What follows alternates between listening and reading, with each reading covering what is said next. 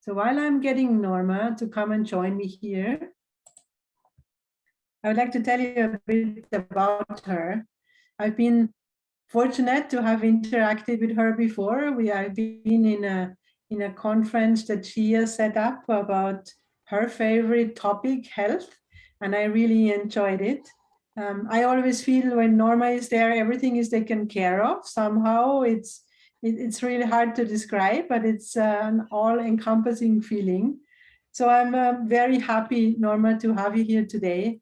And I know you're going to speak about fear of failure today, which is perfectly, connecting with where Nancy left off. So take it away from me. Thank you so much. That was such a nice introduction too. I really appreciate it. All right, so yeah, I am going to talk about fear of failure today because in many ways, I kind of look at that fear as failure sometimes because it's kind of like failing forward. And fear of failure really kind of holds you back, and your brain's going to try to convince you that it's all for the sake of keeping you safe. And that's perfectly normal. That's exactly what it's supposed to do. So one of the things I think that's happened for me, and I'm pretty sure for most people, is that in that process of your brain trying to keep you safe, it hates change. And as soon as it senses you're about to do something that's a little scary, it's going to throw up everything that it can to stop you in its tracks. And usually it's like this worst case scenario. So I don't know if any of these examples might resonate, but what if I fail at the new job? Well, better not even apply.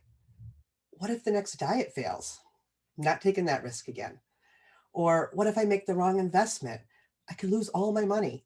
So it's really fascinating to me how the brain does that. It's just trying to keep you safe, even though you're trying to do something that could be really advancing in your life.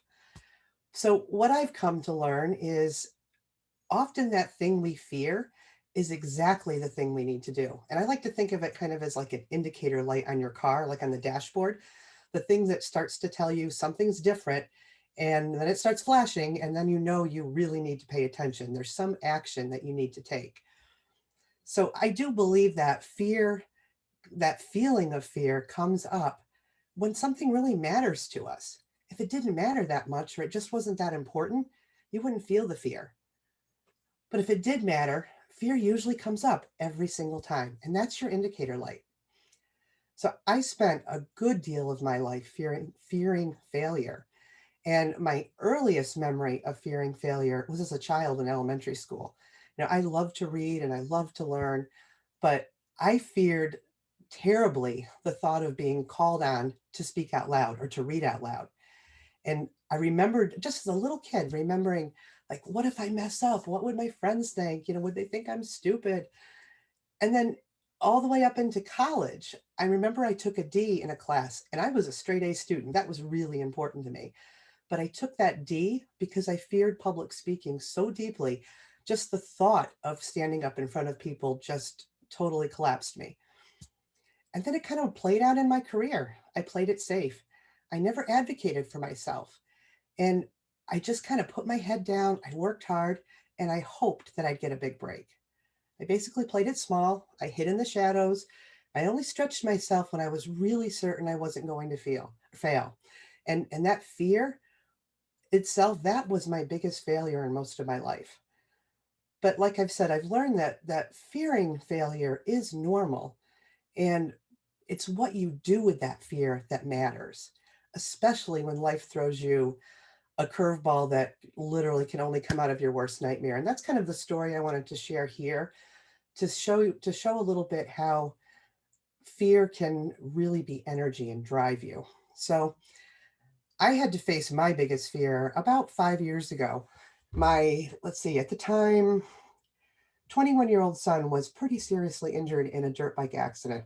And it resulted in 9 broken ribs, a punctured lung, a broken femur, and he fractured his spine. So for a long time, I feared that I had completely failed him as a mother. All of his life, I'd encouraged him to do something that I knew was dangerous. And that very thing ultimately left him paralyzed. So it was just this overwhelming feeling that I had just completely failed. And in those early days following the accident, I questioned everything. Like, why did I let him on that dirt bike at 5 years old? And why did I encourage these bigger, faster bikes as he got older? And in my mind, there was just no way that I had succeeded in anything as a parent. I had completely failed. And then reality kind of started to set in, and medical decisions had to be made. And I was fearing failing again. I was fearing failing him again and making the wrong decision.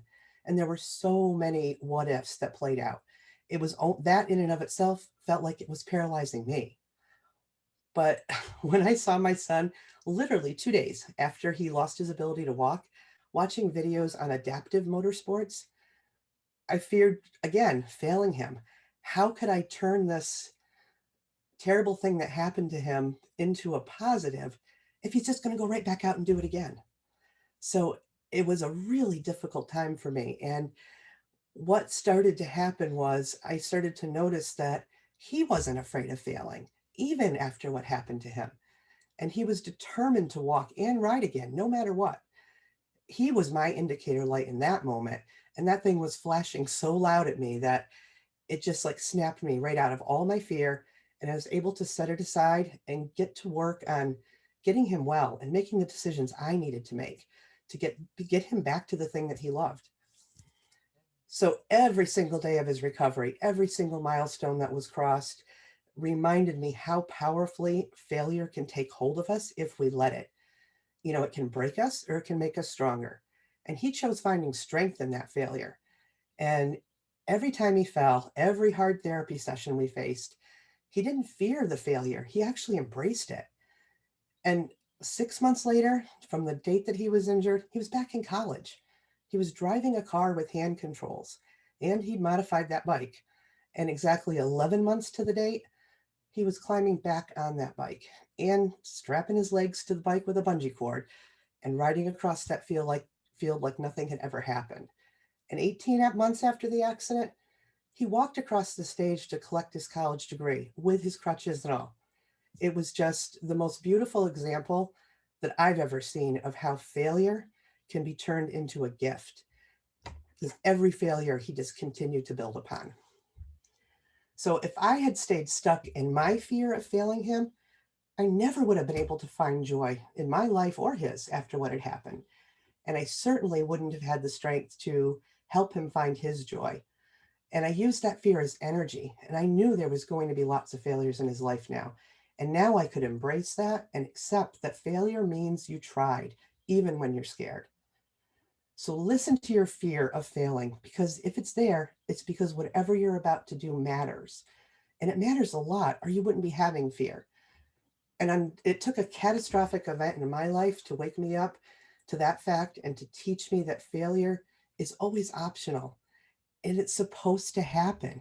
It's how we get to grow and learn. And since then, I've kind of come out of hiding myself. I've stopped playing small. That's why I'm here today. That's why I became a life coach and started this business. And now I have a podcast and a community membership. I've faced my fear and took my life back in my hands. And all of those failures along the way, those very little things that felt so awful as I failed, were actually the things that have brought me success and the most joy in my life. So I don't want anybody to experience a catastrophic event to appreciate the power of failure. And I'm not implying by any stretch of the imagination that it's necessary. Just don't waste another moment fearing failure. Go out there now and do the thing that you're scared of the most. Change that job you hate. Start a business, write a book, get healthy, whatever it is. Do something that scares you, because if it scares you, it matters. So I hope that you have a little bit of a sense of how to use that fear of failure as a strength, and you kind of go out in the world and make some big things happen. So thank you, Jutta, for letting me be here today and tell my story. And I hope it helps some other people, like I said, gather up that energy. Thank you so much, Norma. I got goosebumps.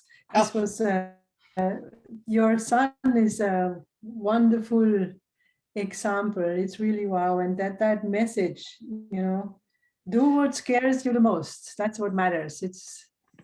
We need to embrace that all. So thank you for the moment.